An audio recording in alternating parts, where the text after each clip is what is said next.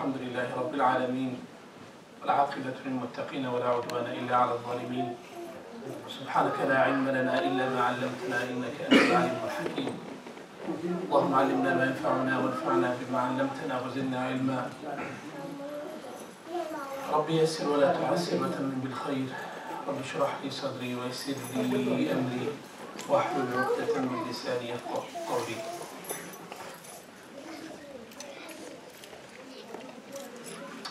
Assalamu alaikum wa rahmatullahi wa barakatuh. As always, it's a big blessing, alhamdulillah. It's a great honor and privilege to be here at the Nili Mosque. I always love the word Nili Mosque. In Arabic, Suhaib reminds me, it's Al-Masjid Al-Azraq.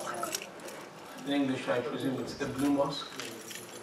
I don't know how you say it in Bengali, but it'd probably be something like the Blue Masjid. For those of you who are Bengali over here, you probably would know that's true because we tend to borrow different language components from other languages. But anyway, alhamdulillah, I'm here to maybe share some reflections with you about the Qur'an al-Karim. Of course, Ramadan, everybody knows that the month of Ramadan is a month of the Qur'an, and this is an obvious fact which everybody is familiar with. But I find it amazing when you read the verses of Ramadan in the Qur'an. And the verses of Ramadan were revealed at the time when the Prophet ﷺ was in Medina. And so you can imagine that the Muslim community, the Sahaba, in the earlier phase of Islam in Mecca, have been receiving revelation for some time. And when we move over to Medina, we find that there are a different set of ayahs and verses and surahs that have been revealed now to regulate the affairs of the Muslims, and more in particular to give certain ahkam of fasting and of hajj and of sawm and of hijab, etc., etc. All of that came towards the later phase of Islam. It didn't come in the beginning. Unfortunately, we tend to think of it the other way around. We tend to think that as soon as somebody becomes a Muslim, we're going to actually make him pray, we're going to make him fast, we're going to make him go to Hajj, we're going to make her wear the hijab straight away, we're going to make him stop drinking, we're going to make... And we know that the Qur'an isn't like that. And neither is the laws of Allah subhanahu wa ta'ala, because the laws of Allah are underpinned by two important, profound principles. The first one is a profound level of wisdom. Allah subhanahu wa ta'ala knows the condition and the nature of you and I because He created us. And so because He created us, He knows our melting points. So He doesn't bear us, He doesn't give us things that are going to be beyond our control, that are going to, in other words, that are going to make us feel overburdened. What happens if you ask a child, for instance, and if you want to train him, and if you want him to become obedient, if you say to the child, for example, take this book into the other room. You want to train him to listen to you and be receptive to you as a father. Okay? If you say to him, take this book into the other room, a book is something that he can handle, maybe he'll take it, or bring the keys and take it to the other room. But imagine you ask him, move this table and take it to the other room. He's going to struggle, isn't he? Okay, he'll probably just about manage once. But then you ask him again and again, of course, eventually he's not going to show up because it's a difficult task and he's overburdened with it. So even in our own human experience, we realize that when we overburden someone, they rebel. So Allah subhanahu wa ta'ala, He knows us and He knows our condition. أَلَا يَعْلَمُ مَنْ خَلَقَ. Doesn't Allah know the one whom He has created? Allah subhanahu wa ta'ala created us right from nothing. We were nothing. إِذَا تُمْنَى. He created us from a drop of fluid which gushed forth. We were nothing. And so He knows ourselves and He knows our melting point. He knows what we can handle. He knows what our maximum load is. So the first important principle of our deen is that Allah subhanahu wa ta'ala has given us regulations which are built upon ease. He's given us ease, what's known as mulaqafa. All of Allah's commands that He's given us is underpinned by the notion of ease. That's number one. Nobody can say that any part of the Qur'an, any part of Islam is difficult. Never. Nothing is difficult. Give me an example. Some people say, oh, I find it really difficult to wake up for Fajr.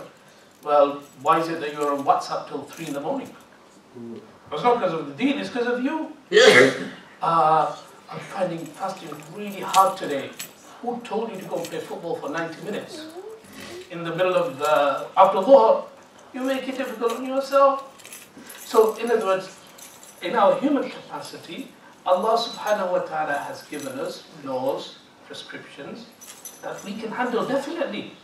And Allah knows our condition, and so He's given us rules, ahkam, that are underpinned by wisdom and by gentleness and by ease. And that's why even in the verses of fasting, Allah subhanahu wa ta'ala says, يُرِيدُ اللَّهُ بِكُمُ الْيُسْرَ وَلَا يُرِيدُ بِكُمُ الْعُسْرَ. Allah wants for you to be in a state of ease, and He does not want for you to be in a state of hardship. I want you to just concentrate on this verse for a minute. And these verses appear in the verses of Psalm, in verse number 184 onwards, where Allah subhanahu wa ta'ala says, يُرِيدُ اللَّهُ بِكُمُ الْيُسْرَ. After He tells us about fasting, and after He tells us about the month of Ramadan, He says, Allah wants for you to be in a state of ease. Allah wants for you to be in a state of ease. Allah didn't have to say after that, and He does not want you to be placed under any hardship. Okay? If I say, for instance, you are handsome, which you are, alhamdulillah. Now, do I need to say, and you're not ugly? No. Handsome actually creates that definition. But Allah subhanahu wa ta'ala wants to categorically place in our minds, your minds, and the minds of everybody who reads the Qur'an, that the deen is an accessible religion. Our deen is a practical religion. Our deen is a pragmatic religion. Our deen is a gentle religion. It calls for people so that it can help them. It doesn't call people so that it can burden them and make their lives difficult for them. Allah says, كِتَابٌ أَنزَلْنَاهُ إِلَيْكَ مُبَارَكٌ كِتَابٌ أَنزَلْنَاهُ إِلَيْكَ فَلَا يَكُنْ فِي صَدْرِكَ حَرَجٌ. A book which we have revealed to you so that you don't have any difficulty in your heart. Allah says, even talking about the recitation of the Qur'an, وَلَقَدْ يَسَّرْنَا الْقُرْآنَ لِلذِّكْرِ. And we have made the remembrance of the Qur'an, the recitation, easy for you. Easy for you. فَهَلْ مِن مُدَّكِرٍ. But is there anybody there to remember it? So you know what's funny, my nephew went to a mosque the other day, and he comes back and he goes, I had a funny experience today. I said, why? He said, because the Imam kept on making mistakes. I was like, okay, we all make mistakes. He goes, yeah, but every time he makes mistakes, he goes, first of all, he's reading like bare fast. That's his language, not mine. Bare fast. And after that, every time he makes a mistake, he goes, oh, oh. Like he makes a mistake, trips up, then he goes, oh. Okay. So he's reciting, first of all, he's reciting like, you know, very fast, that's number one. And number two, every time he makes a mistake, he goes, okay, that's a problem, is it not? It's problematic because number one, the Qur'an is not meant to be recited in such haste. It's meant to be recited slowly. It's meant to be recited with ease. And then when you do make a mistake, like, who's telling you that you have to continue if you feel that your hifz is patchy? You don't. Khalas, you recited a few verses, sit down. You're worshipping Allah. You're not in a competition. This isn't a circuit race.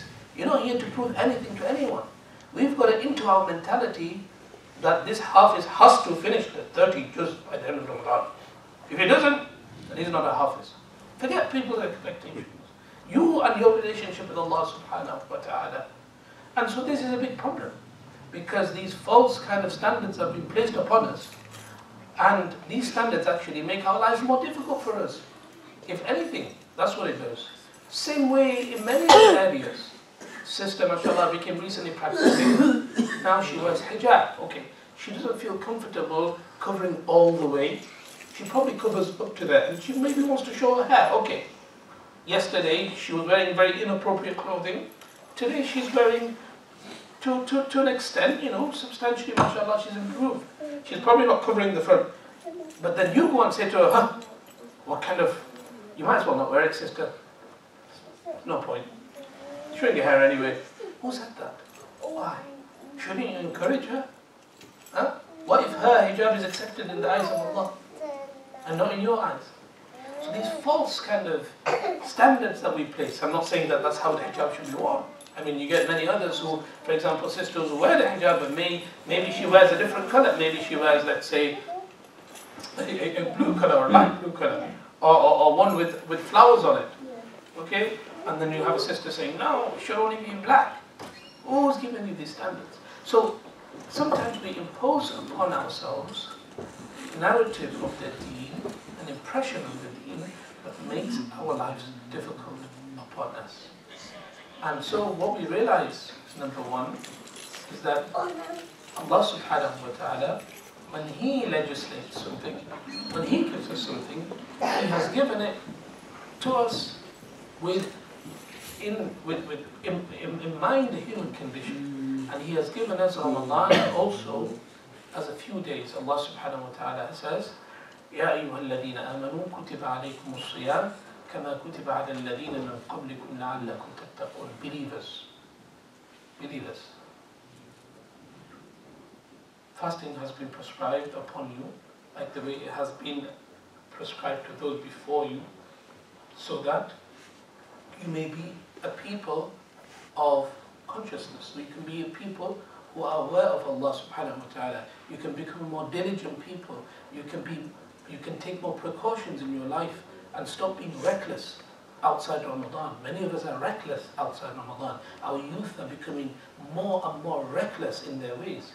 They're injuring their souls in ways that they never know, and damage sometimes beyond repair, unless they realize and they come back to Allah subhanahu wa ta'ala. So Allah is telling us Ramadan is a time when we stop being reckless, and we come back to Allah subhanahu wa ta'ala by leaving those habits that are toxic for our soul, that are detrimental to the hereafter. I mean, just the other day I walked outside my house and I saw a group of lads in a car, Muslims, because they were speaking in our language, and what were they doing? Smoking weed. Smoking weed in the daylight of Ramadan. Do you not have an iota do you not fear that this is wrong?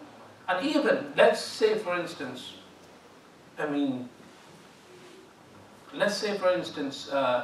you don't want to fast, but at least should you not show respect to those who are fasting? I mean, so this is not only an insult against religion, but an insult against the very community who are fasting. I know sisters who will never actually eat anything in front of you when they're not fasting, because out of respect for you, or someone who is actually taken by the license because they're ill and they can't fast for a reason, they won't eat in front of others. So these are some of the unfortunate ways. Some of our youth are very reckless in their ways outside Ramadan. And so Allah subhanahu wa ta'ala is telling us that the month of Ramadan has been made as an institution. It's a rehabilitation, a month of rehabilitation. It's a month in which we go back to Allah so that we can repair our souls. Because throughout the year we are reckless. And it's almost like we're put to sleep so that our souls, our bodies, just like the way when it goes to sleep and it goes into hibernation mode, what happens is that our cells recover, our body starts to repair those damaged cells in our bodies, and all those radical particles or whatever that's running around our bodies, they get flushed out of our system, and when we go to the bathroom the next morning, all of those toxic wastes that come out, etc. The point being is Ramadan is also for us a month in which we repair our souls. Our bodies are put to sleep, and the dependency that we have constantly with our physical urges are put off for a while, so that we can really now focus on the part of us that is most important, and that is our souls. أقبل على النفس واستكمل فضائلها فأنت بالروح لا بالجسم إنسان. Take care of your soul, take care of your nafs, and give it its due rights, because you're a human being by your soul and not by your physical body. And this is the truth. You are a human being because of who you are, not because of human body, not because of your body. When you die, people don't just abandon you because your body's dead. No. People show you respect. They go to janazah to take you and they bury you. Why? Because the soul lives on. And they make dua for you, even when you're dead. Because your soul lives on. But the problem is, we're too bothered about the packaging and the vessel. And we're not concerned about the most important part to us. وَأَنَّ إِلَىٰ رَبِّكَ الرُّجْعَى. You are going back to Allah subhanahu wa ta'ala. وَأَنَّ إِلَىٰ رَبِّكَ الْمُنْتَهَى. And towards your Lord, that's where you're going back. So when I see the youth on the streets who don't understand Ramadan, I question them. Do you know what you're doing to yourself? Do you have a clue, my brother? Do you absolutely know? Do you know what you're doing to yourself? Subhanallah. You know, Ramadan, and the way I like to look at Ramadan is almost like a sports, a match that's going on. And what happens in, let's say for instance, in a World Cup final, you have people who are spectators, and some are spectators outside the stadium. Okay. Then you have the spectators who are inside the stadium, they're as part of the audience. And then you have those who are right at the front line. Then you have the ball boy or whatever you call it, and then the referee, and then you have the actual players. Ramadan is like that. You have people who are just spectators from outside because they're remotely engaged with Ramadan. Ramadan is, yeah, it's something we do, you know, it's Ramadan, you know, it's a cultural thing, yeah. Parents do it, that kind of thing, yeah. Tayyib, mashallah. Doesn't really have any affiliation with Ramadan. Doesn't really engage with it. And believe me, brothers and sisters, there are a lot of Muslims like that today, who, even in the month of Ramadan, you would think that they would engage even with Allah subhanahu wa ta'ala. But again, Muslim by their name, by the virtue of their name, by the virtue of their parents. You find Muslims, even in the month of Ramadan, continuing their reckless ways, even in the month of Ramadan. You speak to them and you say, Subhanallah, what has, مَا غَرَّكَ بِرَبِّكَ الْكَرِيمِ, what has dissuaded you from your master? What has, الَّذِي خَلَقَكَ, who created you, brother? Who, tell me, who created you? Where do you think you come from? Did you design yourself? That, you know, those big guns that you have and those pecs that you have, that you go around, you know, you go around highlighting and showing off and taking poses and uploading them on Facebook. Who do you think gave it to them? Who's the one who allows your heart to beat? Who allows your digestive system to work? Who designed you? Do you not think for a second, subhanAllah, there must be a, am I not going to go back to Allah subhanahu wa ta'ala? I have no control over my own body. The way it grows. The way, you know, even when I go to sleep and wake up. All of these are divine interventions that run our bodies and our realities, our human realities. And the biggest problem is that, so you have the spectators that are outside. And then you have those who are inside, and they're the audience. These are people who possibly have a half-hearted engagement in Ramadan. Okay. They're possibly more bothered about the festivity of Ramadan than the actual fruits of Ramadan. So yeah, they'll go with the flow. You know, they'll probably end up coming to a few taraweehs here and there. But Ramadan is a time where all the boys get together. So you know what? It's a nice time, you know why? Because everybody just gets together in it. So Ramadan time, go out for iftars, go out for sahris, go around people's house. As for the engagement with Allah and the Qur'an, yeah, inshallah in the future. Not really my thing, bro. If you ask me, I'm being honest with you. Okay, do you have any intention? Nah, I'm alright where I am. There are brothers like that. SubhanAllah, half-hearted engagement with Ramadan. And you'll be surprised. You'll be surprised, brother. You know, and I'm sure you come across many others, okay, that saying that somebody's a practicing Muslim is like an insult. Literally. It's like, Ahmed told me that, imagine this is a non-Muslim friend speaking. Ahmed told me that you're actually a practicing Muslim. That's not true. Who told you that? That ain't true. I ain't no problem. Can you imagine that I've come across situations where calling somebody a practicing Muslim is offensive.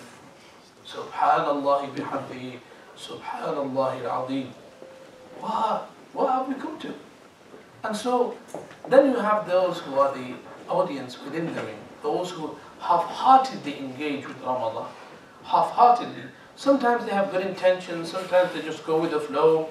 Maybe that the dad gives them a chappal and they end up going in the back row, but the minute their dad turns around, they've already gone, and they've gone off with the boys, and they are somewhere doing tawaf on Winslow Road or something like that. Then you have those who are more engaged with Ramadan. They realize the merits of Ramadan, but they do the minimal that's required. So they do the fasts, they'll do the prayers, and maybe they'll also attend the Taraweeh, but that's about it. There's no real intention of developing the self and really thinking about how do I propel myself, how do I condition myself, how do I really change my conditions so outside Ramadan I remain in this continuum. And very few people engage with Ramadan in that way. And that's why the Prophet ﷺ, in a hadith which is to an extent it's da'if, but it's mentioned by Ibn Rajab al-Hanbali, the Prophet ﷺ said, رُبَّ صَائِمٍ حَظُّهُ مِنَ الصِّيَامِ الْعَطَشُ وَالْجُوعِ, that a lot of people who fast, they gain nothing from it except for hunger and thirst. That's about it. وَرُبَّ قَائِمٍ حَظُّهُ مِنَ الْقِيَامِ القيام الركوع والسجود, that, and there are those who stand at the prayer, but because they're just not engaged with it, all they get from it is the ruku and the sujood and nothing else. In other words, nothing is really hitting home. There's nothing really, there's no substance there. And so in this sense, brothers and sisters, we have to be the players. And who are the players? These are the people who engage with Ramadan in its truest sense.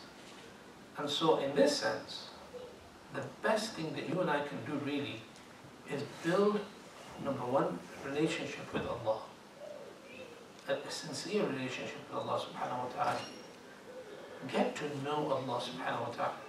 And the only way you can build a sincere relationship with Allah, and the only way you can really get to know Allah is through His words, and through His characteristics, and through His quality.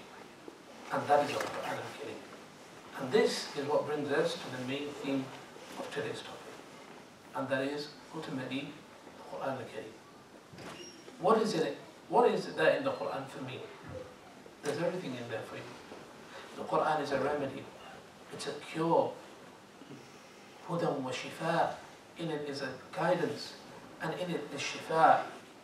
Are you telling me that the Qur'an can solve my problems at home? Are you telling me that my boy who's now smoking weed in my house openly right now, you're telling me the Qur'an can solve that? Yes, the Qur'an can solve that, sister.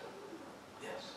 How can it solve that? Well, first of all, the Qur'an tells you that وَمَن يَتَوَكَّلْ عَلَى اللَّهِ فَهُوَ حَسْبُهُ, and whoever has complete dependency on Allah subhanahu wa ta'ala, then He is sufficient. You need to stop mannering your boy in a way that doesn't work. You need to first turn to Allah subhanahu wa ta'ala, make sincere dua to Him. Repent for any sins that you've done. Repent for the fact that for the first 15 years of your life, you've been absent from your child's life. And you've not taught him any salah and zakah. And you've only turned to him right now because he started smoking weed in the house and he doesn't listen to you anymore. Well, you weren't there for the first 15 years. You neglected your child. You neglected what Allah subhanahu wa ta'ala told you. And so, he's come back at you. But still, there's a way out. You need to now turn to Allah first. Make sincere dua to Him, and read in Surah An-Nisa where Allah subhanahu wa ta'ala says, وَلْيَخْشَى الَّذِينَ لَوْ تَرَكُوا مِنْ خَلْفِهِمْ ذُرِّيَّةً ضِعَافًا خَافُوا عَلَيْهِمْ فَلْيَتَّقُوا اللَّهَ. And for those who are going to leave behind children after them, and they fear over their affairs, and guess what Allah says to them? Allah says, you yourself fear Allah, have piety. How many children have changed from being the worst of mankind to the best because the father and the mother haven't made a sincere tawbah to Allah subhanahu wa ta'ala and have tried and they've never given up, and the child and the dua is raised in the heavens, and then the rest is fixed in the heavens, and that translates into our human reality. Things become fixed on earth the moment it's answered in the heavens. And so the Qur'an, there's something in it for everybody.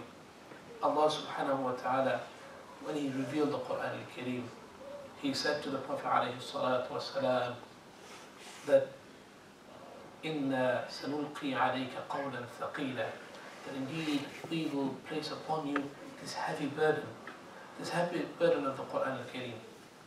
It's heavy in terms of its responsibility, in terms of the tasks that it asks for you to do, in terms of what it orders you to do. It's not an easy, in terms of the burden that the Ummah has to carry the Qur'an, it's a big burden. If you don't carry it, then our condition is the same as those of the past nations. Allah subhanahu wa ta'ala says, مَثَلُ الَّذِينَ حُمِّلُوا التَّوْرَاةَ ثُمَّ لَمْ يَحْمِلُوهَا كَمَثَلِ الْحِمَارِ يَحْمِلُ أَسْفَارًا. That the example of those who were burdened with the Torah, but then they did not fulfill its responsibility. Their example is like the example of of donkeys, which travel with books on its back, and at the end of the journey they get nothing except for what? More tiredness, more fatigue, and exhaustion. Imam al-Razi says that Allah used the word donkey over here because a donkey is typically used in the Arabic language to show an animal that doesn't respond and doesn't have any, it doesn't have the same level of intelligence, animal kind of intelligence as others. And so Allah subhanahu wa ta'ala is showing you how these people were despised simply because they did not heed the Qur'an al-Kareem. And so, in this sense, the first thing that we have to realize is that I must invite the Qur'an into my life. In order for me to really benefit from Ramadan, in order for me to make this month a really worthwhile month, I must seriously read the Qur'an anew. Read the Qur'an again. Reintroduce the Qur'an al-Kareem in my life. Build a personal relationship with the Qur'an. That's point number one. You can listen to lectures, it's fine. You can listen to what your friends are doing, that's fine. But it's about you. Ramadan is about you. You and your real relationship with Allah subhanahu wa ta'ala. You and your relationship with the Qur'an al-Kareem. Now what do I get from these verses? Even if you were to learn a surah, just one surah in Ramadan, and you were to know everything about that surah. What I mean by everything is you understand its meaning, you understand its tajweed, you understand what it means to you, you try and apply it. That for you is not a Ramadan that's wasted. That for you is a worthwhile Ramadan. So, re-engage with the book of Allah subhanahu wa ta'ala. It doesn't take much. Taking the Qur'an in front of you, reciting it, having a copy of, let's say, Professor Abdul Halim's translation of the Qur'an, which is a good translation of the Qur'an al-Kareem, and following what the surahs mean. Professor Abdul Halim's translation has a small synopsis in the beginning of when the surah was revealed. We know that Makki surahs were revealed in the earlier time of the Prophet ﷺ, and we know that it's full of advice about the Akhirah, about past prophets who came, about Iman, about Tawheed, and all of these surahs really condition us so that we can allow our hearts to be, to feel inspired again, just like the way the earlier generations felt inspired. One of the great ulama, he said that I studied the lives of the earlier generation, and it really struck me, how did the earlier generation change from being the worst of the worst people to becoming the best people? How is it? What was the secret behind their change? Can you imagine, brothers and sisters?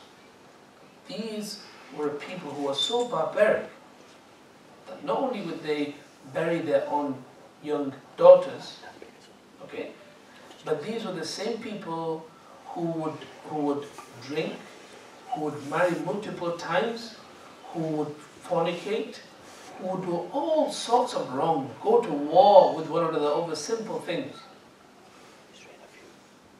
How and what caused them to change from such a condition to becoming the best? But the Prophet ﷺ said that these are the best. That the best of my generation is the generation that comes after me, the generation after me. So here, the ulama, they say that the key ingredient in their change and their transformation was the Qur'an. Yes, the Prophet ﷺ was there, but still we find even after the Prophet ﷺ passed away, Islam still remained alive, and it was still live and kicking at the time of the Tabi'in, and so on and so forth. So the key ingredient to their transformation of their own lives was the Qur'an al-Kareem, and that Qur'an still remains with us today, which means that if the Qur'an can transform the earliest of generations from being the worst of generations to the best of generations, then surely the Qur'an can transform me. And that's an important starting point. Realizing that the Qur'an has this transformational feature in it. You have to understand that, and you have to really, really believe in that. If you believe in that, then you will see the Qur'an working on you. The Qur'an will have profound miracles on you. If you doubt that, the Qur'an perhaps won't appeal to you in the right way. And so, re-engaging with the Book of Allah subhanahu wa ta'ala, number one. Re-engaging with the Book of Allah subhanahu wa ta'ala completely afresh, as though you know nothing. As though this is the first time you have been given this book. What is it? What is there in the Qur'an for me? Well, Allah subhanahu wa ta'ala talks about past nations. First of all, He talks about where you and I came from. You read from Surah Al-Baqarah, Allah subhanahu wa ta'ala, He tells us, first of all, you're going to read the book, then you should not have any doubt about this book, both in terms of its content and also in its message. ذَلِكَ الْكِتَابُ لَا رَيْبَ فِيهِ. And so long as you have no doubt, and you've removed any blockades that are going to interrupt in the Quranic signal reaching you, then you know what? It will be a guidance for you. هُدًى لِلْمُتَّقِينَ. It will be a guidance for the people of piety. And when is our taqwa at the highest? In the month of taqwa, which is the month of Ramadan. So, in other words, the Quran will appeal to us most, and this is the most effective month in which we can really engage with the Quran, because it's a month of taqwa, and taqwa means that we become more eligible, we become more receptive to the words of Allah subhanahu wa ta'ala. And then what does Allah subhanahu wa ta'ala talk? He tells us about the different types of people. There are people who believe, there are people who disbelieve, and there are people who are in the middle, who are stuck neither here and there, they're hypocrites. And then Allah subhanahu wa ta'ala tells us, يَا أَيُّهَا النَّاسُ اعْبُدُوا رَبَّكُمُ الَّذِي خَلَقَكُمْ. He introduces to us who we are, and He tells us who He is. And He tells us the relationship is underpinned by the understanding of being enslaved. That you and I, we are the slaves of Allah. I didn't say servants, I said slaves. Because a servant can expect a return, or a servant gives a service and he may expect something back. Whereas a slave, he gives himself totally to his master, and whatever he wants, he will do. We are slaves of Allah, and Allah tells us that, Ya ayyuhan nasu u'budu rabbakum. O people, mankind, O mankind, u'budu rabbakum. Give yourself completely for Allah. As Imam Shatibi says, وَبِعْ نَفْسَكَ الدُّنْيَا لِأَنْفَاسِهَا الْعُلَى. Sell yourself completely for Allah. Allah tells us, وَمِنَ النَّاسِ مَنْ يَشْرِي نَفْسَهُ ابْتِغَاءَ مَرْضَاتِ اللَّهِ. And there are from amongst people who have completely sold their souls for Allah subhanahu wa ta'ala. You know, as a student of law, I go to these law fairs sometime and see what people are getting up to, different kind of corporations and different firms. One thing that really put me off going into corporate law and some of these bigger firms is the fact that once you join that firm, you're pretty much You sold your life to them. You sold yourself to them. They say you're going to stay here right now until 9. You're going to stay 9. Your tahajjud basically is sitting at that desk and finishing off that file. Your Jum'ah is attending that meeting. And guess what?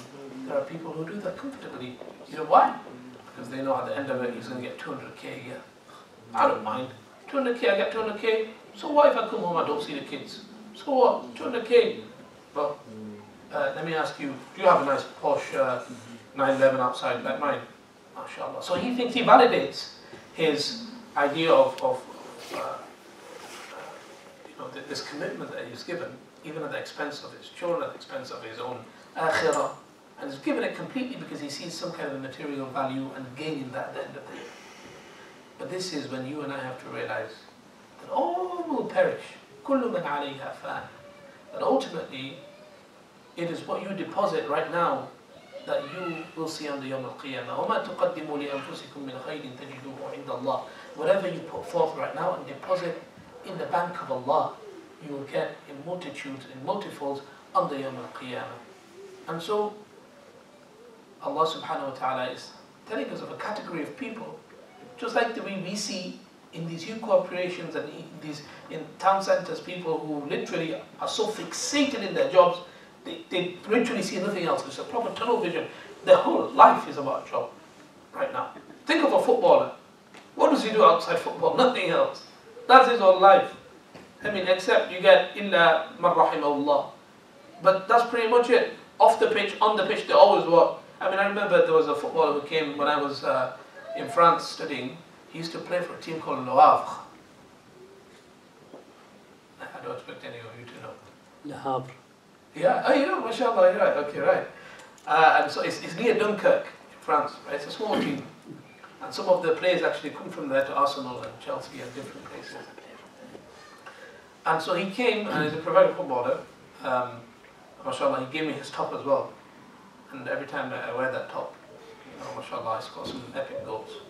Although it's own goals, but that's fine. What happens is, so he came, so I'm thinking, okay, mashallah, he's got time for us. Actually, he's got no time for us. Because he has to wake up and he has to go for a run. And he's got this watch that he has to monitor his heartbeat, and then he has to register everything down. And so he's almost like here, but not here. And then he has to, you know, he's got a certain schedule that he has to do in order so that he can play, you know, it's a survival of the fittest, and he has to make sure that he can do his job properly. Okay? The point being is, this is probably not as bad, but there are certain other people who've given their whole lives entirely to Allah. Muslims, Akhi al-Kareem. You know, a brother told me that he was so happy because he came across another CEO and his name was something like Hassan. It's like, oh, alhamdulillah, another Muslim guy, you know, this is going to be so epic. We can go to Jum'ah together or something. And he went to say salam, he's like, hi. He's like, are you going to go to Jum'ah? I said, yeah, I think you can go find a mosque somewhere in the city. You go to the Jum'ah, that's it. It's only about his name. He sold himself, brother. He sold himself. And cocktails and drinks and whatnot.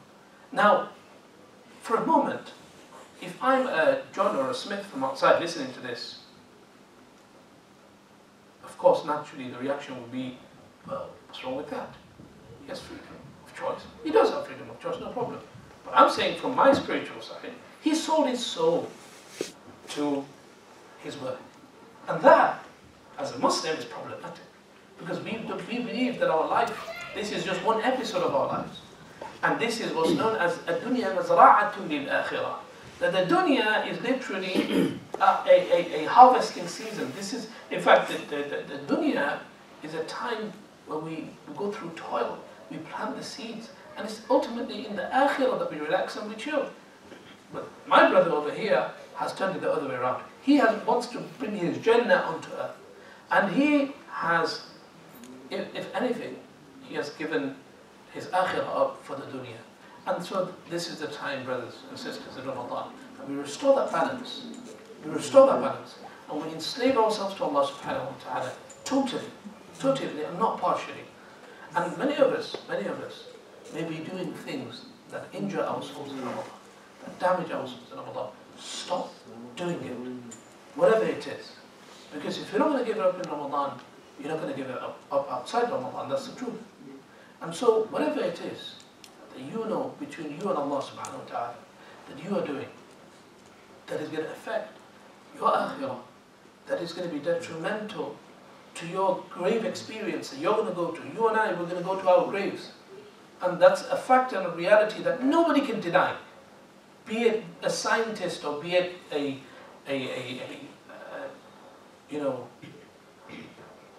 intellectual. We all are going to go back to the ground. What happens after that is, we know as Muslims, is that this is the starting period of the barzakh. And so Ramadan is a time where we become attuned to our reality that's going to take place in the hereafter. And we put forward those things that are going to have an effect. This idea of a return on investment. You know, we have so many pension schemes right now. Somebody asked me about pension scheme. I said, boss, I'm like 31. Why should I be contributing to pension scheme? I don't think about my pension. I don't want to. But can you imagine, in our material reality, we're thinking about pension schemes at the age of what, 30 and 25, and we add to a fund, and ultimately when we become old and crippled, by the age of 65 we're getting this constant income. If we can think so far ahead and be willing to prepare right now financially, then how far off is akhirah? How far off is akhirah? Why can't I just every day give those sadaqahs? Because ultimately, that's a scheme with Allah subhanahu wa ta'ala that He's going to give back to me. So, going back to, and I will wrap up inshallah because I've taken a lot of your time. Going back to the Qur'anic, making a sincere effort in trying to build our relationship with Allah subhanahu wa ta'ala through the Qur'anic. And part of that means that I'm going to re-engage with the Qur'an, and I want to read the Qur'an like I've never read it before. I will take a translation like Professor Abdul Halim's. I will take a pen, and trust me, you can read the Qur'an in English and you can ponder over it. There's no harm in that. Allah talks about the mountains and the skies. It's the same in Arabic. The mountains and the skies are the same. Yeah. There are nuances, of course. The most impact is in Arabic language. But the point being is, there are certain recurring words such as أَفَلَا تَعْقِلُونَ أَفَلَا تَذَكَّرُونَ. Why do you not think? Why do you not remember? Take these down, note it down, memorize them. So when you're behind the Imam and the Imam says أَفَلَا تَعْقِلُونَ, you can connect with the أَفَلَا تَعْقِلُونَ. When Allah says Banu Israel, who are the Banu Israel? I mean, I ask you the question, who are the Asbat? Well, Asbat are the descendants of whom? Yaqub alayhi salatu wasalam. And they were the prophets that were sent to the 12 tribes of the Banu Israel. These kind of knowledge you can get from reading tafsirs even in English. There are indispensable works like Ma'arif al-Qur'an of Mufti Shafi Uthmani. I'm sure you have it somewhere over here. Tafhim al-Qur'an, you can go through that. Tafsir ibn Kathir has been translated numerous times, even that Quran publication is everywhere. And even I know that Tafsir al-Sha'rabi is also being translated. And then you have multitudes of online tafsirs. Nobody has an excuse right now. You all go back to Allah subhanahu wa ta'ala through engaging with the Qur'an. Number one. Number two, it's as Ramadan comes to an end.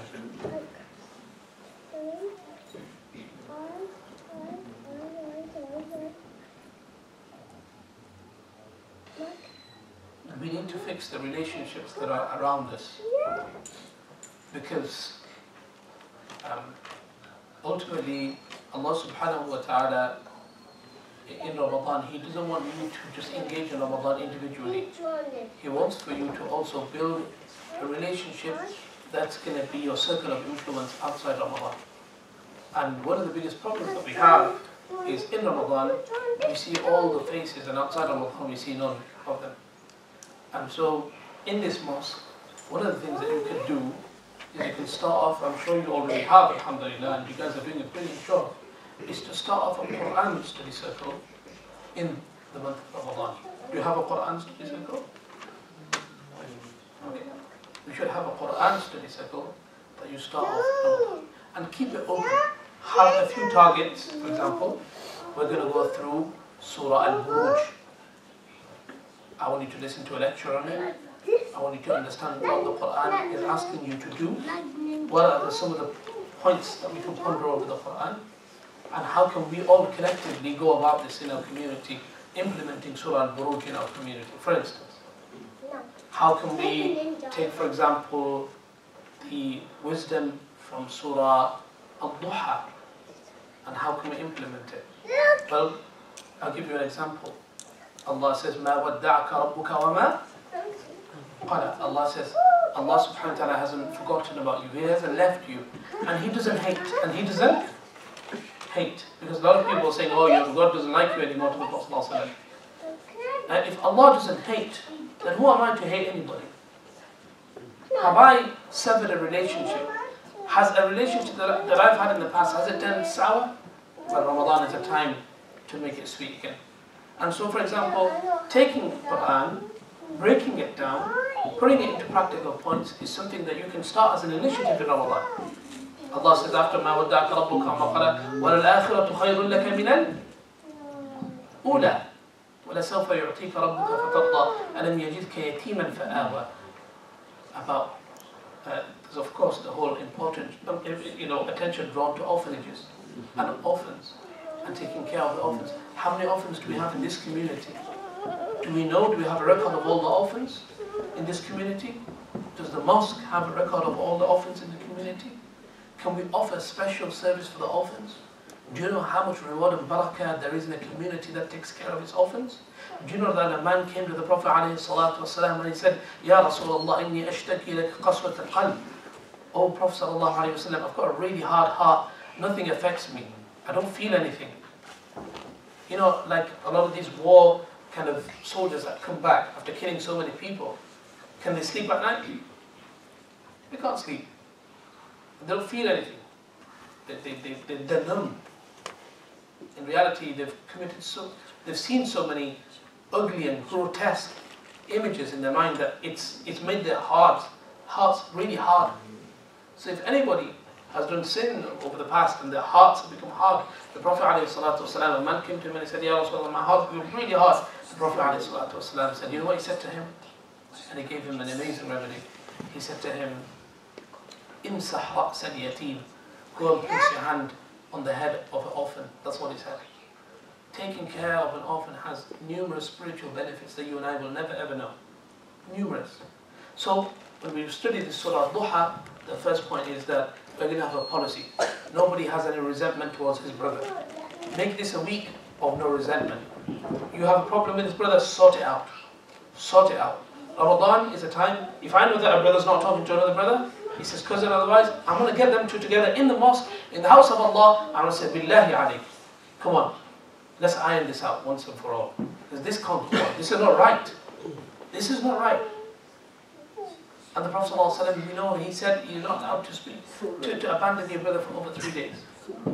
And so, Allah subhanahu wa ta'ala says, وَأَصْلِحُوا, and repair those relationships that you've actually broken.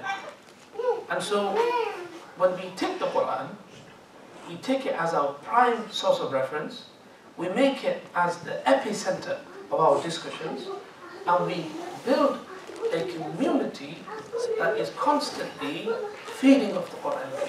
So my recommendation, my advice is, first of all, you personally go back to the book of Allah subhanahu wa ta'ala, get to know the Quran, get to know the surahs, listen to the many lectures you have online, listen to the many resources you have, and tap into the many resources that you have online. And number two is have a study circle in the mosque that invites people to the study of the Quran. And I think this is a way in which we can really, if we can start this initiative in Ramadan, hopefully it will last till the next Ramadan. And maybe from now until then, you may have, for example, covered all of Juz Amma. And by all means, I would love to attend some of these circles, and I would love to, inshallah, also come and learn and also come and share the reflections that I have. And so that for me is an important piece of advice that I think, inshallah, you don't have to implement it because you might have other things going on. If you do, khair, inshallah. If you don't, then please do think about it in the future. As we conclude, my brothers and sisters, the Prophet ﷺ, in reminding us of the value and virtue of Ramadan. He tells us, "Man sama Ramadana imanan wa ihtisaban ghufira lahu ma taqaddama min dhanb." That whoever fasted in the month of Ramadan with iman, with true faith, with ihtisab. Ihtisab is like an employee who's gone into his job for the first month and is looking forward to his paycheck because he doesn't know what it looks like. He wants to see it. And so he's constantly like watching out for his boss to give him the check. I know they don't do that these days, but they probably transfer it straight into your bank. So he's probably on his phone constantly putting in the password. You know, that long password that you have. You got those 3 boxes to fill it in. You try to figure out exactly which letter goes where, right? And you're doing that several times to figure out whether your salary has come through or not. That anticipation, that want, that zeal is what ihtisab is. So you and I, when we fast, we should have that zeal of, Ya Allah, please deposit my reward of fasting into my bank of the akhirah. And so, man sama Ramadana imanan wa ihtisaban, whoever fasted in the month of Ramadan with true faith and also with what? With anticipation of reward, Allah subhanahu wa ta'ala tells us, غُفِرَ لَهُ مَا تَقَدَّمَ مِنْ ذَنْبِهِ, that his sins will be wiped out clean from whatever he's done in the past. I speak to the brothers in the car smoking weed. I speak to the sisters out there who have relationships. I speak to the owners of takeouts and restaurants who are selling alcohol. I say, brother, come and let's engage together in Ramadan. Come, let's leave it behind. Come on, let's come and let's start anew. Let's start afresh. Allah will wipe everything clean, brother. Allah will wipe everything clean, sister. And so, وَمَنْ قَامَ لَيْلَةَ الْقَدْرِ, and the Prophet ﷺ said, and whoever stood in the month of Ramadan with iman and ihtisab, with true faith and ihtisab, Allah subhanahu wa ta'ala will clean his sins, will remit his sins. And the final one is وَمَنْ قَامَ لَيْلَةَ الْقَدْرِ إِيمَانًا وَاحْتِسَابًا غُفِرَ لَهُ مَا تَقَدَّمَ مِنْ ذَنْبِهِ. And whoever stands on the Laylat al-Qadr with true faith and ihtisab and anticipation for reward, Allah will forgive him for his past sins. Don't take these words lightly. When your friend comes to you and say, hey bro, let's go to TC at night. Why do you want to go there for, bro? Because they got Krispy Kremes there, it's open till 3. Why are you going to pray Fajr? Oh, we can pray on the way, innit? No, why? You pray Fajr in the mosque, brother. Iman and ihtisab. It's Ramadan. No problem, have your Krispy Kreme donuts. Go and have it after iftar. But don't jeopardize your Laylat al-Qadr. There's a lot at stake over here. So you have to feel that sense of urgency, that sense of importance. You have to attach it to Ramadan. If you don't, then it's going to pass by you. It's just going to be jalebi after jalebi and pakora after samosa and biryani after gulab jams. And so that's what's going to happen. So the idea then is you need to attach yourself, immerse yourself. Don't be a spectator, be a player. Be the goal scorer, be the striker, be Messi. I don't think it's great anyway, to be honest. I mean, I watch him play. I'm like, the real guys are, you know who they are. The likes of Alan Shearer, Matt Letizia and those guys. Ian Rush. You know what I'm talking about, don't you? Old school. Old school accent. So, as we embrace Ramadan, and there's plenty of time right now to organize yourself. Get yourself together and really work on yourself. Push yourself. I see guys at the gym going, Aah! It's like they're putting their life and their soul into it. Like, bro, you're going to die, just stop. But no, he wants to carry on. It's like jaw's about to break. He just wants to put everything in it. Like, subhanallah, man. Try and bring that to Ramadan. But no. It's true. And so we need to really think about how we engage with Ramadan. And brothers over here, please. There are many youth out there. Many youth out there. You know who they are, I don't know who they are. This is my community, I love you guys. But if I was over here, and subhanAllah, one of the things I realize about this community is that it's surrounded by residences. Immediately, it's just surrounded. And I would like to see every family in these terraced houses, Muslim or non-Muslim. Non-Muslims I'll talk about later, but Muslims at least. The son, if they have a son, he should attend over here for Tarawih. We don't impose that upon them, but we will work with them. And we will entice them in the right way to bring them to the mosque, because this is where their hearts should be. And this is where ultimately, for them, this is where the success lies. And this is something that we need to advocate in ways we have to engage with them. We can't abandon them. If there are people who are not praying in this mosques over here, that for me is problematic. That's for me is problematic. We need to go out there and we need to engage with them. We don't impose the deen on them, but we give them incentives. Why do you come over for iftar, boss? Or, you know what, we're throwing, you know, maybe we're going to have a Krispy Kreme iftar. Maybe. Okay, the brother might be a lover of donuts, he'll go, etc. You need to find ways of engaging the entire community, not segments of it, the entire community. Bring them in. This is a responsibility on your shoulder as well as on my shoulder. And it's only that, through this, that we're going to become more tight-knit. I'm sure you guys are doing a fantastic job, so there's by no means undermining the amazing work that you're doing, inshallah. So that means that type of rhetoric, that type of narrative, that type of tonality, that type of buzz needs to be created over here so that it becomes a magnet, it becomes a community hub. People will start flocking in even when it's not salah time. This is what needs to happen. When I went to Irving, when I went to Shadow Ustad Nu'man in Bayina, I realized that in the Irving Mosque, you know what they have? They have the mosque and the musalla, but the bigger area is not the musalla, it's the basketball court. It's bigger than the musalla itself. And they've invested more in that than the actual musalla. I went to the musalla, it's about a third, whereas the basketball is about a good 2/3. And the kids are playing while salah's going on, no problem. We just want you to be around here. We just want you to be around the mercy of Allah subhanahu wa ta'ala. Even if you're not praying salah, no problem, come over here. We just want you to just watch and observe from outside. That's all we want you to do. And you know what? You know what they have? What do you think the kids are going to do when they find an Islam that's so easy and accessible? Once they hit puberty, and when they see their brothers going and their teenagers going, they're going to leave their basketball behind. They say, you know what? I'm going to pray 2 rak'ahs and 4 rak'ahs. And inshallah, that's when the sweetness of Iman kicks in. And before you know, they're roped into Islam. They're roped into the deen, and they're praying because they came in through it, through the prism and through the window of ease. And not because Uncle G was there. Right?